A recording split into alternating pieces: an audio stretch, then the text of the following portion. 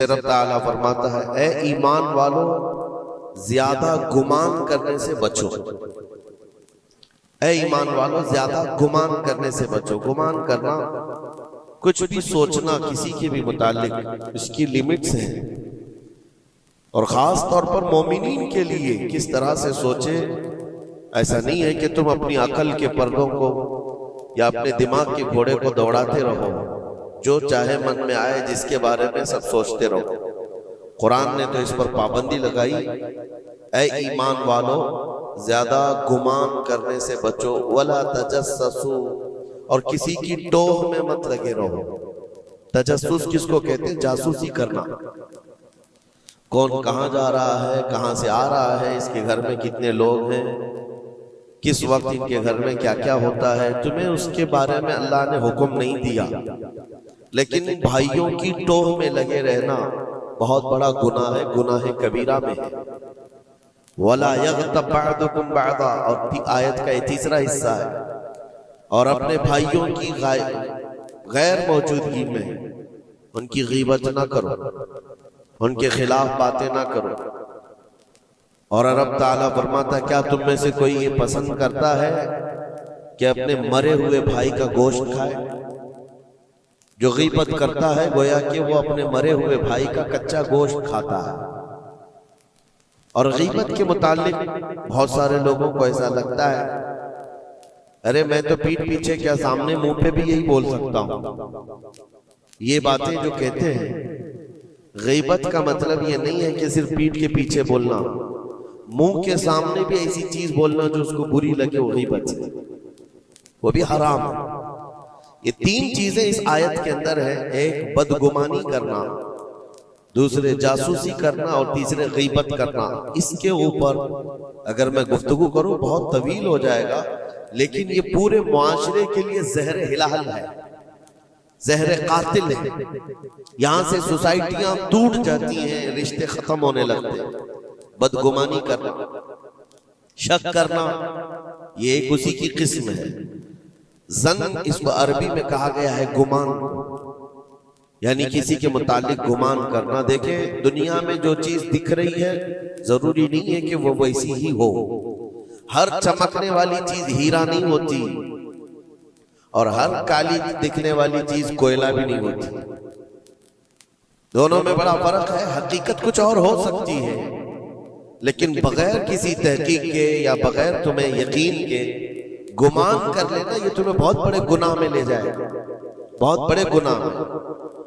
اب گمان کی قسمیں بھی میں آپ کو بتاؤں گا، اس سے قبل میں آپ کو بتاؤں سیدنا جنید بغدادی رضی اللہ تعالیٰ عنہ جو سید الطائفہ ہیں، ولیوں کے سردار ہیں، اپنے زمانے کے قطب، گھر میں بیٹھے ہوئے تھے. بڑے آپ گھر سے بھی مالدار تھے، بہت سارے لوگ اپنی ضرورت لے کر کے آتے تھے. دوپہر کا وقت تھا، ایک مانگنے والا آپ کے دروازے پر آیا. آپ کو جو دینا تھا وہ دے دیتے، لیکن آپ نے اس کو خیرات دینے کے وقت دل میں یہ سوچا کہ ہٹا کٹا آدمی ہے، کما کر کھا سکتا ہے، اس کو یہ بری لت کہاں سے پڑ گئی، یہ کیسا آدمی ہے. بہرحال اس کو جو خیرات دینی تھی دے دیا. وہ بندہ چلا گیا، خیرات لے کر چلا گیا. اب واپس آپ اپنے گھر آئے، اور جیسی ہی آپ آئے نیند لگ گئی، آپ سو گئے. آپ کے سونے کے بعد آپ نے خواب دیکھا کہ میدان محشر قائم ہو چکا ہے، حساب کتاب ہو رہا ہے، لوگوں میں نفسا نفسی کا حال ہے. فرشتے کچھ کو پکڑ کر لے جا رہے ہیں، کچھ کا حساب کر رہے ہیں. اور جب حضرت جنید بغدادی کا نمبر آیا تو دو فرشتے بہت بڑی تھال لے کر کے آئے جس میں کچا گوشت تھا اور خون ٹپک رہا تھا. جنید بغدادی سے کہا گیا کہ یہ لو، اس کو کھاؤ. تو حضرت جنید بغدادی نے کہا کہ کیا مجھے نہیں جانتے؟ میں جنید ہوں. میں نے ایسا کون سا گناہ کیا کہ مجھے اس کی سزا یہ دی جا رہی ہے؟ فرشتوں نے کہا اے جنید کیا اپنے مومن بھائی کے بارے میں آج دن میں آپ نے برا گمان نہیں کیا؟ جو آپ کے دروازے پر آیا اس کے متعلق آپ نے بدگمانی نہیں کی؟ تو حضرت جنید بغدادی رضی اللہ تعالیٰ عنہ بچھک کر کے اٹھ گئے، خوف کے مارے نیند کھل گئی. اور اس کے بعد بے قراری اتنی آئی کہ ہاں میں نے تو گمان اس کے متعلق غلط کیا تھا، تھوڑا سا ایسا بھی نہیں ہے کہ وہ چور ہے، ڈکیت ہے، ڈاکو ہے، یہ بھی نہیں، صرف اتنا سوچا تھا کہ ہٹا کٹا آدمی ہے، مانگتا کیوں ہے۔ حضرت جنید بغدادی اپنے گھر سے نکلے اس فقیر کو ڈھونڈنے کے لیے کہ جو میرے گھر آیا تھا، اور اس کے بعد ڈھونڈتے ہوئے اس کے پاس پہنچ گئے، جا کر کے اس سے معافی طلب کی، کہا کہ آج تو جو گھر پر آیا تھا میں نے تیرے متعلق یہ گمان کیا تھا کہ تو ہٹا کٹا آدمی ہے اور مانگ کر کھا رہا ہے۔ تو اس کے بعد اس شخص نے جو جواب دیا وہ حیرت میں تھا۔ میرے عزیزوں، نہ وہ فقیر تھا، نہ ہی وہ کوئی کمزور اور مجبور تھا، بلکہ اللہ کے ایک ولی تھے جو ان کے امتحان کے لیے آئے ہوئے تھے۔ حضرت جنید بغدادی رضی اللہ تعالیٰ عنہ کو اس سے زیادہ مال انہوں نے لوٹایا اور کہا اے جنید، تیرے مقامات کو اگر کوئی چیز ختم کرتی ہے تو مومنین کے متعلق بدگمانی کر، اگر تو آج یہاں نہ آتا تو تیرے مقامات روک دیے جاتے، آگے تم نہ معرفت و طریقت کے راستے پر بڑھ سکتے، کیونکہ یہ مرض ہے، یہ بیماری ہے، اس بیماری نے تو ہمارے معاشرے کو خراب کیا ہوا ہے۔ بدگمانی سے بچو، یہاں تک کہ لوگوں نے بہت جلدی اپنے دماغ پر یقین کر کے فیصلے بھی لے لیے ہیں۔ آپ مثال کے طور پر کسی گھر سے کوئی نکل رہا ہے اور آپ نے فوراً یہ گمان کر لیا کہ یہ اس گھر میں بدکاری کرنے کے لیے گیا تھا۔ آپ کی نیگیٹیوٹی جو ذہن میں تھی آپ نے گمان کیا اور اس پر یقین کی مہر بھی لگا دی، نہ اس سے آپ نے جا کر پوچھا کہ کون ہے، کیوں آیا تھا۔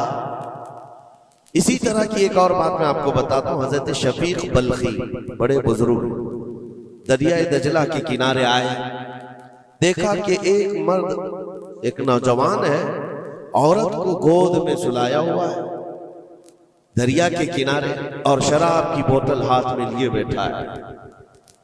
اس طرح کا ماحول تو بغداد کا نہیں تھا، پردے کا ماحول تھا، اسلامی ماحول تھا، لیکن کھلے عام کوئی دریائے دجلہ کے کنارے اس طرح بیٹھے اور وہ بھی اولیاء کی نظر پڑے تو ان کے لیے تو بہت حیرت کی بات تھی۔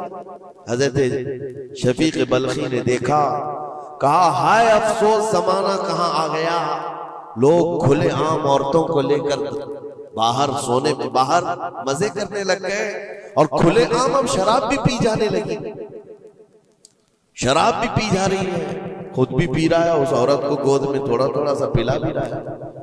حضرت شفیق بلخی نے کہا کہ بہت سخت حالات ہو گئے بغداد میں، اتنی عیاشیاں میں پہلی مرتبہ دیکھ رہا ہوں۔ اسی اثنا میں ایک کشتی دریائے دجلہ میں ہچکولے کھاتی ہوئی آ رہی تھی، اور اس کشتی کا بیلنس بگڑا ہوا تھا، وہ آگے بڑھ نہیں پا رہی تھی۔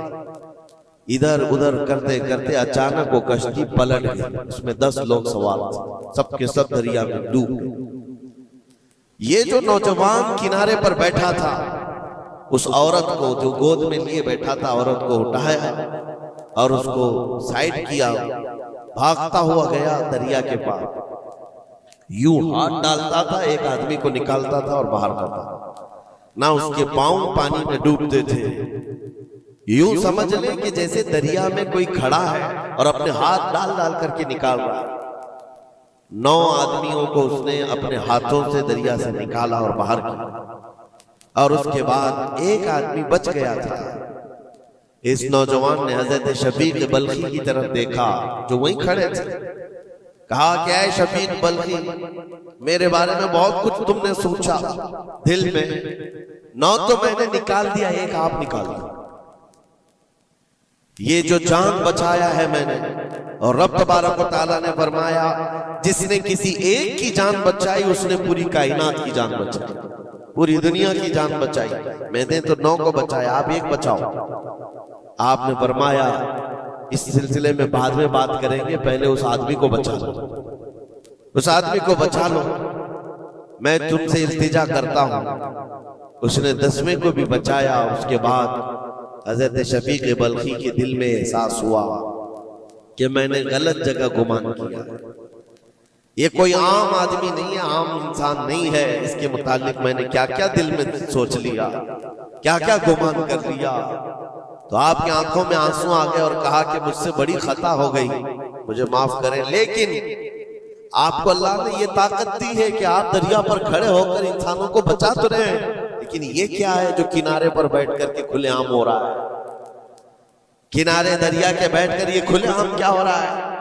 اس نوجوان نے کہا شفیق بلخی یہ بھی میں بتاتا ہوں، وہ گود میں پڑی ہوئی عورت کوئی عام عورت نہیں، میری معذور ماں ہے، بیمار ہے، اور اس کو دریا کے کنارے لانے کا حکیموں نے حکم دیا، اور میرے ہاتھ میں جو بوتل ہے یہ دوا کی بوتل ہے، اس کو ہر آدھے گھنٹے پر پلایا جاتا ہے، میں بھی پیتا ہوں اور میری ماں کو پلاتا ہوں، صرف علاج کی غرض سے میں یہاں پر بیٹھا ہوا ہوں۔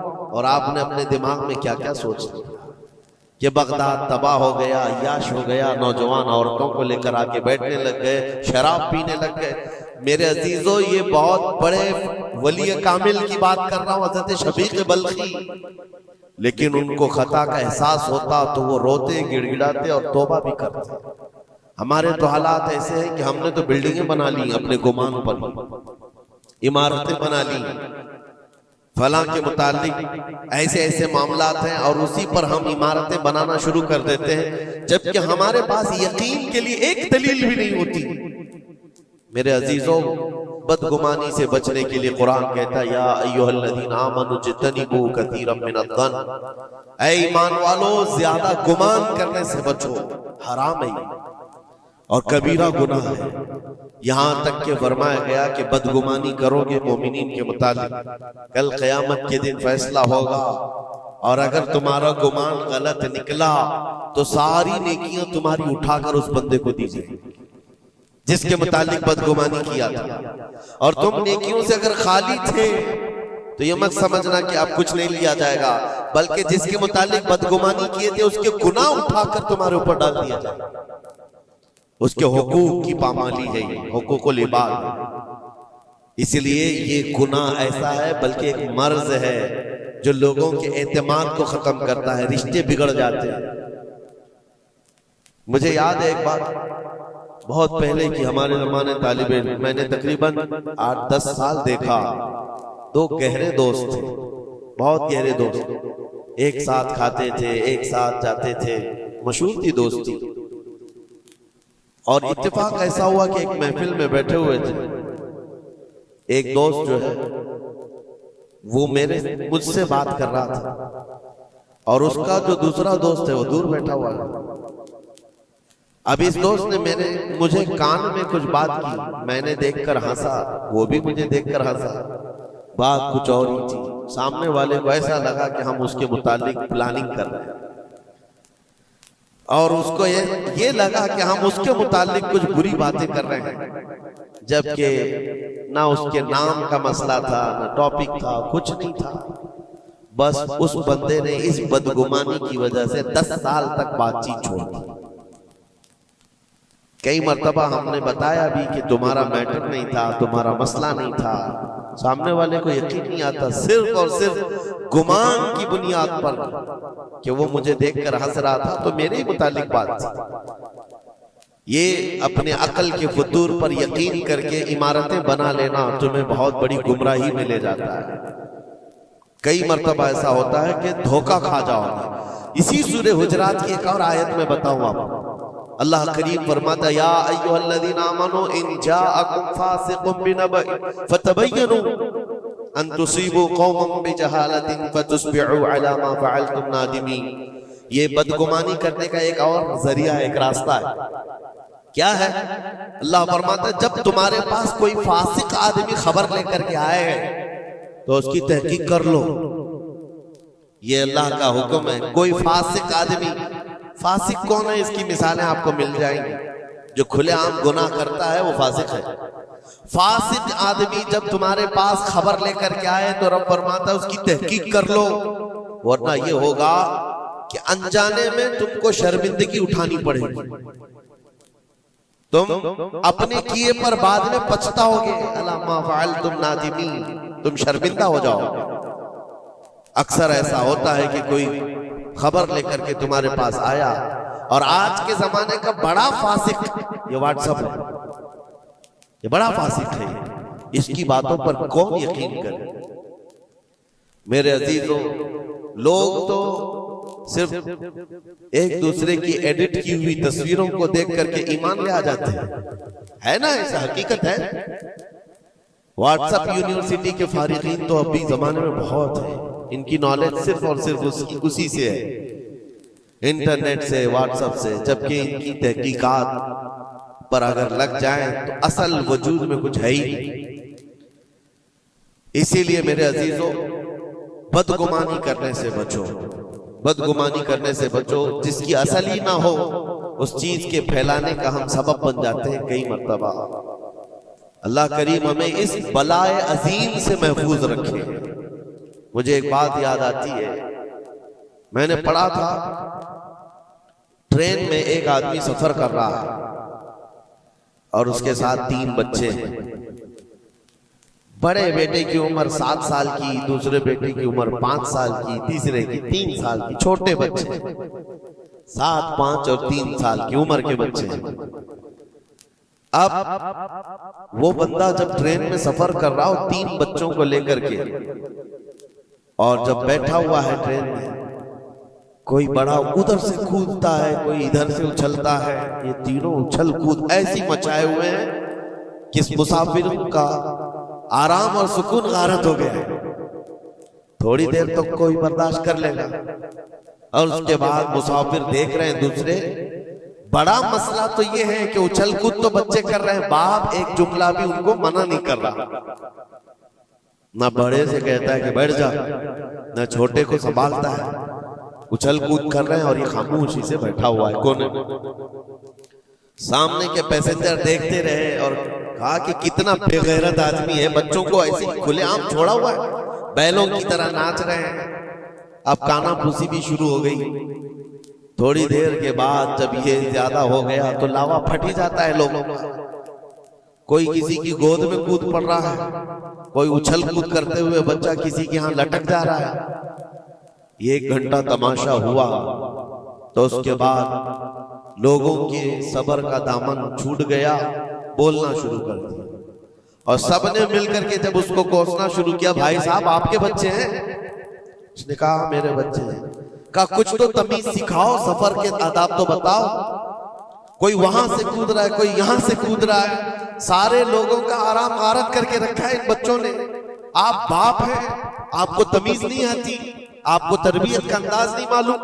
سب کی ڈانٹ ڈپٹ سنتا رہا، اور اس کے بعد تھوڑی دیر کے بعد بھرائی ہوئی آواز نکلی، اس کی درد بھری آواز نکلی۔ کہا میں ان کو تربیت اچھی طرح سے دیتا ہوں، تمیز بھی ہے سب، لیکن مسئلہ یہ ہے کہ آج ہی صبح ان کی ماں میری بیوی کا گھر میں انتقال ہو چکا ہے۔ وہ میکے گئی ہوئی تھی، یہ بچے میرے پاس تھے۔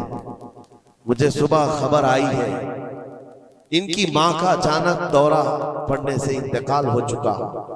میں نے ابھی تک ان بچوں کو بتایا نہیں کہ ان کی ماں کا انتقال ہوا۔ یہ جتنا اچھل کود کر رہے ہیں، کھیل رہے ہیں، ابھی گھر پہنچیں گے تو ان کی ساری خوشیاں ختم ہو جائیں گی۔ یہ اپنی ماں کی مردہ لاش کو دیکھیں گے تو سارا اچھل کود چلا جائے گا۔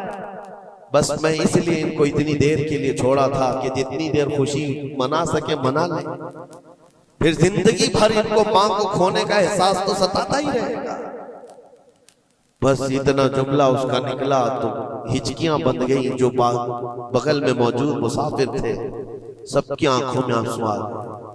اب کوئی بچے کو اٹھاتا چومتا تھا، کوئی اس کو گود میں اٹھا رہا ہے۔ بچوں کو خبر نہیں ہے کہ ان کی ماں کا انتقال ہوا ہے، اور یہ بندہ ان کو سفر پر لے جا رہا ہے۔ لیکن تھوڑی ہی دیر کے لیے دوسرے مسافروں نے کیا کیا بدگمانیاں کر لی۔ میرے عزیزوں، کس کی زندگی میں کیا چل رہا ہے آپ کو خبر نہیں ہے۔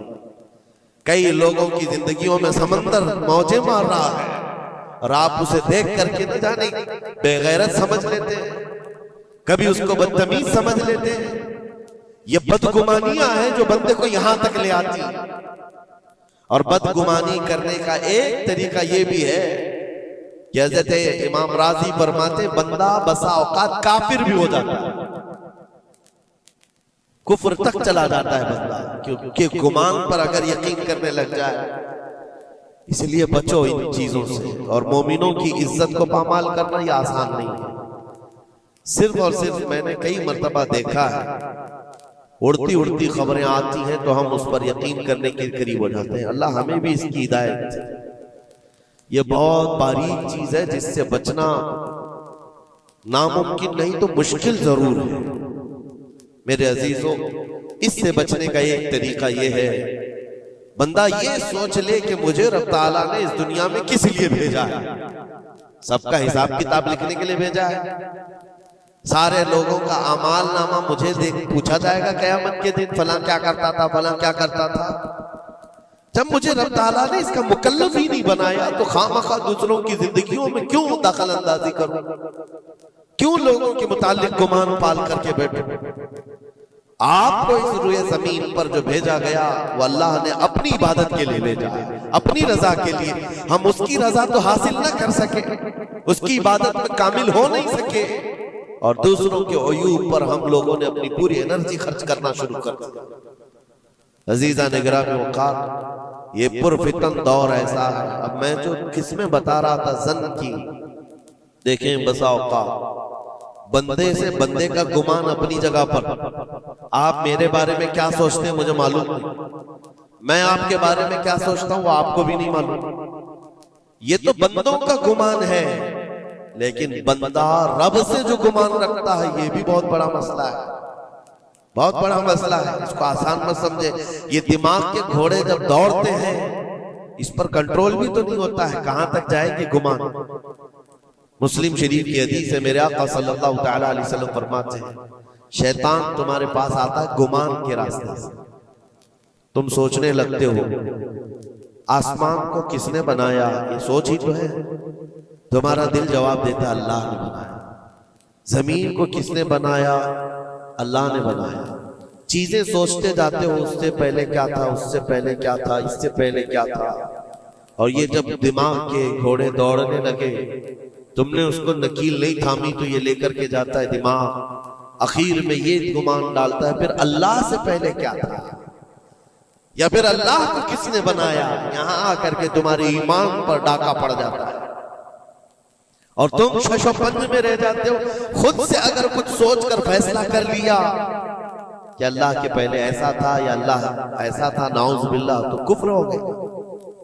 ایک گمان کے راستوں کو آزاد چھوڑنے کا حکم نہیں دیا گیا ہے، اسی لیے میاں ہم اور آپ تو چھوڑیں، اولیاء کی بات بھی چھوڑیں، امت کے جو سب سے اعلیٰ قسم کے لوگ تھے وہ صحابہ تھے، سب سے اعلیٰ، قیامت تک پیدا ہونے والوں میں جو سب سے اچھے تھے اللہ نے ان کو صحابی رسول بنا۔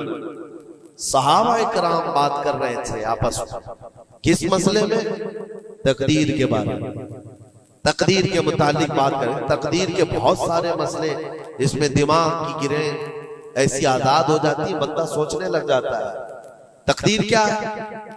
جو کچھ بھی دنیا میں ہونے والا ہے اللہ تعالیٰ نے اس کو پہلے سے لکھ دیا ہے۔ یہ یقین ہے کہ نہیں آپ کا تقدیر؟ اور تقدیر کا انکار کرنے والا کافر ہے۔ یعنی جو کچھ اچھائی یا برائی زندگی میں ہو رہی ہے اللہ نے اس کو پہلے سے لوح محفوظ میں لکھا، یہ تقدیر ہے۔ اب بندہ یہاں سوچنے لگتا ہے اگر پہلے سے لکھا ہوا تھا تو مجھے تو وہی کرنا ہے جو وہاں لکھا ہوا ہے، اس میں میرا کیا قصور ہے؟ گناہ کرتا ہے اس کے بعد بولنے لگتا ہے تو پہلے سے لکھا ہوا تھا۔ کچھ بھی کرے گا اور اس کے بعد یہ گمان کرنے لگے گا کہ وہاں تو لکھا ہوا تھا میں ایسا کر رہا ہوں۔ تقدیر کے مسئلے ایسے ہیں کہ بعض لوگ سوال کرنے لگ جاتے ہیں کہ میاں اگر اللہ نے پہلے سے لکھا ہے تو پھر بندے کا کیا قصور ہے اس میں جو گناہ کر رہا ہے، اور اگر پہلے سے لکھا ہوا نہیں ہے تو پھر تقدیر نہیں ہے۔ ان مسائل میں گفتگو کرتے کرتے، گمان کرتے کرتے بندہ کفر تک پہنچ جاتا ہے۔ کچھ فرقے بھی بن گئے اسی بات، جبریہ، قدریہ۔ اب میں یہاں پر اس لیے یہ بات کر رہا ہوں، نبی کریم صلی اللہ تعالی علیہ وسلم نے صحابہ کو منع کر دیا کہ اس مسئلے میں گفتگو زیادہ نہ کرو، تو عام لوگ تو چھوڑیں۔ اب زن کی قسمیں میں بتا رہا ہوں، گمان کی وہ 4 قسمیں بتائی گئی ہیں امام ابو بکر جساس رازی رحمۃ اللہ علیہ نے 4 قسمیں اس کی بیان کی۔ پہلا گمان حرام ہے، دوسرا گمان واجب ہے، تیسرا گمان مستحب ہے، اور چوتھا گمان یعنی نہ اس کے اوپر گناہ مباح ہے۔ اس کی قسمیں ہیں جس میں سے پہلا گمان جو حرام ہے، اور ایک گمان کو تو انہوں نے کفر بھی کہا ہے۔ پہلا گمان حرام، یہ سوچتا رہ جائے صرف اللہ کے متعلق ہے یہ سارے گمان کہ میں گنہگار ہوں اور اللہ مجھے سزا دے کر ہی رہے گا، اللہ مجھے عذاب ہی دے گا، یہ سوچتا رہے صرف اور صرف، تو امام ابو بکر جساس رازی فرماتے ہیں یہ گمان حرام ہے۔ رب قہار ضرور ہے، رب جبار ضرور ہے، لیکن غفار بھی ہے اور ستار بھی۔ تم نے اگر صرف یہی گمان کیا کہ مجھے سزا دے گا، مجھے سزا دے گا، تو یہ گمان حرام ہے۔ اس پر مجھے اعلیٰ حضرت فاضل بریلوی رحمۃ اللہ تعالی علیہ کی بات یاد آتی ہے۔ ان کا گمان کیسا تھا؟ سوچتے تھے بارگاہ مصطفیٰ کریم، کہتے ہیں ڈر تھا کہ عصیاں کی سزا اب ہوگی یا روزے سے زیادہ، ڈر تھا کہ گناہوں کی سزا اب ہوگی یا روزے جزا، دی ان کی رحمت نے صدا، یہ بھی نہیں وہ بھی نہیں، یہاں بھی نہیں ہوگی وہاں بھی نہیں ہوگی، رحمت نے سزا آواز دی۔ ہاں گناہوں کے متعلق ہمیں تو گمان ہے کہ سزا ہوگی، میرے اعمال کا بدلہ تو جہنم ہی تھا، میں تو جاتا میرے سرکار نے جانے نہ دیا، یہ گمان ہے۔ بارگاہ مصطفیٰ میں گمان اعلیٰ رکھو، اور رب تعالیٰ کے متعلق جب گمان کرنا ہو تو حدیث قدسی ہے، مسند احمد کی حدیث ہے، اللہ تعالیٰ فرماتا انا عند ظن عبدی بی، میں اپنے بندے کے گمان کے مطابق سلوک کرتا ہوں، بندہ میرے متعلق جیسا گمان کرتا ہے میں اس کے ساتھ ویسا سلوک کرتا ہوں۔ اب تمہارا ہی یہ تمہاری مرضی ہے، اور حدیث کا آگے کا ٹکڑا بھی ہے فَلْيَظُنُّ مَا شَاءَ بِي، بندہ جو چاہے میرے بارے میں گمان کر لے۔ تم سخت قسم کا خدا گمان کر کے بیٹھے ہو، سختیوں کا سلوک ہو جائے۔ اسی لیے میں نے اس سے قبل بھی ایک بار کہا تھا، جب کسی کے گھر میں انتقال ہوتا ہے فرشتے آ جاتے ہیں، مرے ہوئے انسان کو اٹھانے سے پہلے تک وہ گھر والوں کو سب دیکھتے رہتے کون کیا کیا بول رہا ہے، اور اس کی ساری رپورٹ لے جا کر بارگاہ رب العزت میں عرض کرتے ہیں۔ اللہ تعالیٰ پوچھتا ہے فرشتوں سے، آج اس گھر میں ایک جان کو ہم نے لیا، وہ لوگ میرے متعلق کیا گمان کر رہے تھے، کیا سوچ رہے تھے اور کیا کہہ رہے تھے؟ فرشتے کہتے ہیں اے مولا فلاں کہہ رہا تھا کہ میرے گھر پر بڑا ظلم ہو گیا، میرا عزیز بچہ لے لیا، میرے گھر پر ایسی چیز آفت آ گئی، سب باتیں۔ تو رب تبارک و تعالیٰ فرماتا ہے فرشتوں گواہ ہو جاؤ، انہوں نے جیسا میرے متعلق گمان کیا اب میں ان کے ساتھ ویسا سلوک کروں گا، دنیا میں بھی اور آخرت میں بھی۔ اور پھر کسی گھر سے فرشتے جاتے ہیں جو نیک لوگوں کا ہوگا، رب تعالیٰ پوچھتا ہے یہاں کیا کہا جا رہا تھا میرے متعلق، کیا سوچا جا رہا تھا؟ فرشتے کہتے ہیں مولا ان کے گھر پر بڑی غم کی بات تھی، بڑی مصیبت تھی، ان کے باپ کا انتقال تھا، لیکن ہر کوئی کہہ رہا تھا انا للہ و انا الیہ راجعون، ہم اللہ کے لیے ہیں اور اللہ ہی کی طرف لوٹنے والے ہیں۔ رب تعالیٰ فرماتا ہے فرشتوں تم گواہ ہو جاؤ، اس سے بہتر ان کو نعم البدل دنیا میں دوں گا اور اس سے بہتر آخرت میں عطا کروں گا۔ تو اللہ کریم کے بارے میں گمان کیا رکھنا ہے، یہ بھی غور و فکر کے ساتھ۔ یہ ظن حرام سے بچو، ظن کفر سے بچو، اور ظن واجب ہے ایک جو فقہ کے مسئلے ہیں، یہ احادیث جس کو ظنی احکام کہا جاتا ہے، وہ سب یہاں پر ڈسکس کریں تو آپ کے اوپر سے باؤنس چلا جائے۔ اور مومنین کے متعلق مستحب ہے، اچھا گمان کرنا ہر ایک کے متعلق مستحب ہے، اور مباح جس کو کہا گیا ہے وہ ایسا ہے کہ آپ کے بلا اختیار کچھ گمان آیا ہے، آپ نے سوچا نہیں، تو یہ مباح ہے۔ اور خیر کا گمان کرنا، ظن المؤمنون خیرا، حضور پاک صلی اللہ ظن المؤمنین خیرا، میرے آقا صلی اللہ علیہ وسلم نے فرمایا مومنوں کے بارے میں ہمیشہ اچھا گمان رکھو، اچھا گمان رکھو۔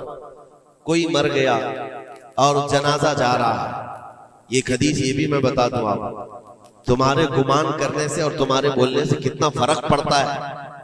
ایک جنازہ جا رہا تھا، حضور پاک صلی اللہ علیہ وسلم تھے، وہاں پر بہت سارے لوگ کھڑے تھے، اس کی تعریف کرنے لگ گئے، کیا اچھا آدمی تھا، کتنے اچھے اعمال تھے اس کے، سب کے ساتھ بھلائی کرتا تھا۔ حضور پاک نے فرمایا بچ واجب ہو گئی اس کو۔ پھر ایک جنازہ نکلا اور لوگ اس کے متعلق کہنے لگے بڑا بدکار آدمی تھا، یہ زمین کا بوجھ ہے، چلا گیا، لوگوں کے ساتھ برائیاں کرتا تھا۔ حضور نے فرمایا واجب ہو گئی۔ صحابہ نے پوچھا دونوں پر واجب ہو گئی؟ حضور نے فرمایا پہلے پر جنت واجب ہوئی، دوسرے پر دوزخ واجب ہوئی۔ تم نے جس طرح سے اس کے متعلق اپنا وہ بنایا، دماغ بنایا، مومنین جو کثیر مومنین اور یعنی صلاح و تقوی والے مومنین جس کے متعلق اچھا گمان کرے، اللہ بھی اس کے ساتھ اچھا سلوک فرماتا ہے۔ اسی لیے میرے عزیزوں، کیا جاتا کیا ہے اچھا گمان کرنے میں؟ خرچہ کون سا ہے آپ کا؟ پیسے کون سے لگتے ہیں آپ کے؟ جو قبرستانوں میں سوئے ہوئے ان کے بارے میں اچھا گمان کرو کہ جو کچھ بھی تھے انجانے میں ان سے خطائیں ہوئی ہوں گی، لیکن وہ رب تعالیٰ کی رحمت سے مایوس نہیں تھے، مولا انہیں معاف کرے گا۔ یہ اتنا گمان کرنے میں تمہارا کیا جا رہا ہے؟ آج کے اس پرفتن دور میں ایسے بدمعاش قسم کے اور ایسے فتین لوگ بھی آئے ہوئے ہیں جو تمہیں اولیاء سے بھی بدگمان کر رہے ہیں، صحابہ سے بھی بدگمان کر رہے ہیں۔ آج دیکھتے نہیں سوشل میڈیا پر کوئی حضرت امیر معاویہ پہ بھونک رہا، کوئی خارجی کتا مولا علی پہ بھونک رہا، کوئی سیدہ فاطمہ الزہرا حسنین کریمین کے بارے میں بات کرنے لگ گیا ہے۔ نہ تمہارا زمانہ ہے، نہ تم نے ان کو دیکھا ہے، صرف اڑتی ہوئی خبریں آئی تو تم نے یہاں سے گمان بنا لیا، فلاں باغی تھا، فلاں حد سے زیادہ کرنے والا تھا۔ نعوذ باللہ، یہ صحابہ کے بارے میں باتیں ہو رہی ہیں، اولیاء اکرام کے بارے میں دھڑلے سے بات کی جاتی ہے، وہ ایسے تھے، انہوں نے ایسا کیا، انہوں نے ویسا کیا۔ معاذ اللہ، جس وقت تمہاری پکڑ ہوگی تمہیں دلیل دینی پڑے گی، کہا جائے گا ہاتھو برہانکم ان کنتم صادقین، اگر تم سچے ہو تو دلیل لاؤ، جو کچھ تم نے سوچا یہ بندہ ویسا تھا ثابت کرو۔ ثابت کر سکو گے؟ صاحب معاملہ تب کبھی تم سے ملا ہی نہیں، تم نے پہاڑ بنا رکھا ہے۔ اپنی نیکیوں کو غارت کرنے سے بچائیں۔ پھر قرآن کی آیت پڑھتا ہوں، اے ایمان والو کثیر گمان کرنے سے بچو۔ اس کے دو حصوں پر تو میں نے بات ہی نہیں کیا، ولا تجسسو، جاسوسی مت کرو۔ یہ جو ٹپر بنے ہوئے گھومتے ہیں، مومنین کی خبریں پولیس والوں کو دینا، حکومت کے عہدیداروں کو پہنچانا، اس کو تو آج سمجھتے پیشہ ہے۔ یہ 500 کی نوٹ ملتی ہوگی، اس کی مثال ایسی ہے، کسی کتے کو ہڈی ڈالی جا رہی ہے اور وہ ان کے پیچھے تم ہلاتے ہوئے بھاگ رہا ہو۔ تمہیں پتا بھی ہے کتنا بڑا گناہ ہے یہ، کتنا بڑا گناہ ہے۔ ارے تم ہے، لعنت ہے ایسی زندگیوں پر۔ تم کو زندگی اس لیے ملی کہ تم مومنین کی اور مسلمانوں کی خبرگیری کرو اور یہاں کی جاسوسی لے جا کر کفار کو دو۔ کل قیامت کے دن کیا جواب دو گے رب تعالیٰ کے بارے میں؟ رب تبارک و تعالیٰ کے ان بندوں کے متعلق جو اسے اللہ پکارتے ہیں، تم ان کی خبریں لے جا کر ان کفار و مشرکین کو دینا چاہتے ہو جو ہماری جان کے پیاسے ہیں۔ مسلمانوں میں سے اگر کوئی ہے تو باز آ جائے، توبہ کر۔ اتنا خطرناک گناہ ہے کہ مرنے کے بعد قبر میں اس کا چہرہ قبلے سے بدل دیا جائے، قبلہ سے بدل دیا جائے گا اس کا چہرہ، اس کو قبلے کی طرف رکھنے نہیں دیا جائے گا۔ عزیزان گرامی اوقات، اللہ کریم ایسی بری نوبتوں سے ہمیں محفوظ فرمائے، ایسی بری ڈیوٹی سے اللہ محفوظ فرمائے۔ کریم خدا ارحم الراحمین کی بارگاہ میں دعا ہے کہ ہمیں ہماری عقل پر کنٹرول کی توفیق دے اور ہمیں مومنین کے متعلق حسن ظن کی توفیق عطا فرمائے۔ بدگمانی سے کیے ہوئے گناہوں سے مولا ہم کو معاف فرمائے۔ رب تبارک و تعالی ہماری گمان سے مومنین کا کسی کا دل دکھا ہو، ہم تیرے بارگاہ میں سچی توبہ کرتے ہیں، مولا ہمیں معاف فرما دے۔ وصلی اللہ تعالی علی خیر خلقی محمد وآلہ واصحابہ اجمعین۔